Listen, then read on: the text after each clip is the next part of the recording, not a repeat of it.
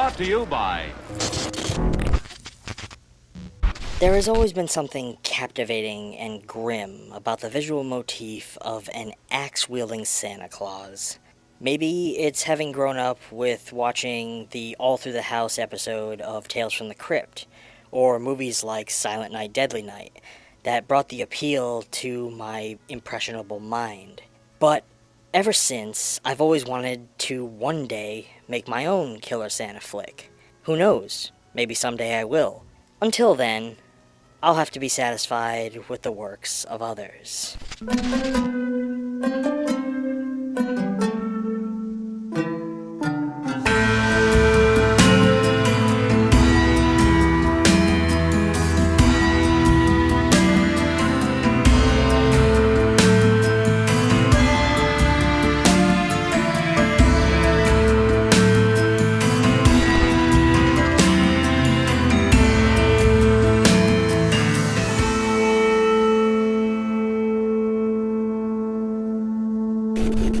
Hello friends, and welcome back to ETF. This year, Santa's coming to town with an axe to grind, as a small town sheriff and his deputy search for a killer Santa on Christmas Eve, in a loose remake of the controversial cult classic.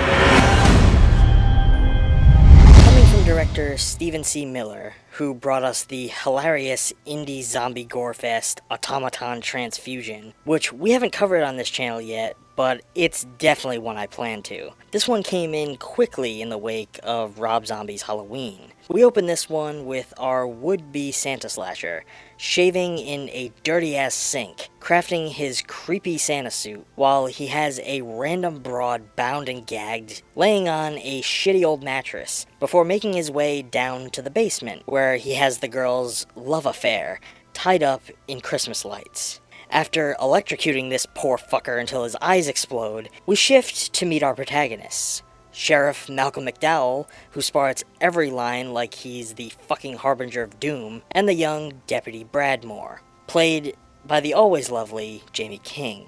We quietly learn that our deputy carries with her a troubled past that centers somewhere around the holidays. We soon learn that she lost her husband around the holidays, and is still haunted by his passing. Another actress that I didn't expect to pop up in this one was Ellen Wong, who I know best as Knives Chow in Edgar Wright's Scott Pilgrim vs. the World. This film does a great job painting a portrait of the indecency of people around the Christmas season, planting us into a town populated by rotten kids, miserable parents, depressed adults, angsty teens, and beaten down town officials, creating the perfect atmosphere for a killer Santa to roam the streets, punishing the wicked. Very quickly, this holiday slasher makes his mark as a brutal and emotionless fucking monster, as one of our first real kills has Santa cattle prod a 14-year-old girl until she foams at the fucking mouth. This is a film that doesn't skimp on the gore, delivering on brutal kills and plenty of blood and hacked up body parts to feed any gorehound's needs. There aren't many other places you're gonna find a naked woman getting her leg hacked off before she gets shoved into a fucking wood chipper. And of course, we had to keep our bleach blonde bimbo getting gut fucked by a set of antlers.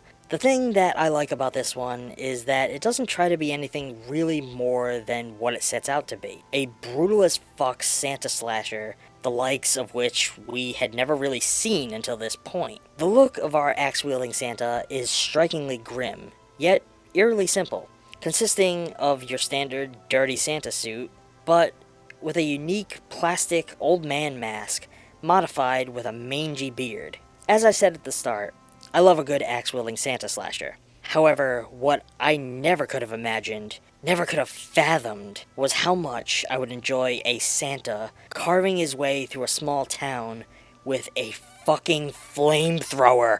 The majority of the writing behind this film isn't anything incredibly sure-footed. It plants its heels into the ideas that it's trying to convey, over putting firm effort into developing its characters on any deeper level. We focus heavily on these themes of the holidays making people crazy. It treats this idea almost like a force that falls upon the world each year, And this is further compounded by a strange moment early on with the old man, Mr. Mackenzie, where he wakes up almost possessed, speaking in this deep voice, warning his grandson about Santa. This is a very obvious homage to the grandfather scene in Silent Night, Deadly Night. However, there, it was clearly a mean old man fucking with his grandson, where here, it seems far more demonic. This element for me is what makes this otherwise mediocre holiday horror stand slightly above what have come before in some small way. It allows room for an element of unknown to exist within the world of the film. The same sort of element that exists within the frames of John Carpenter's Halloween. But maybe that's just me. I'm giving Silent Night a B. If you are as big of a fan of Killer Santa films as I am, then this is one that you have to check out at least once. I personally recommend it, as long as you aren't looking for anything too deep.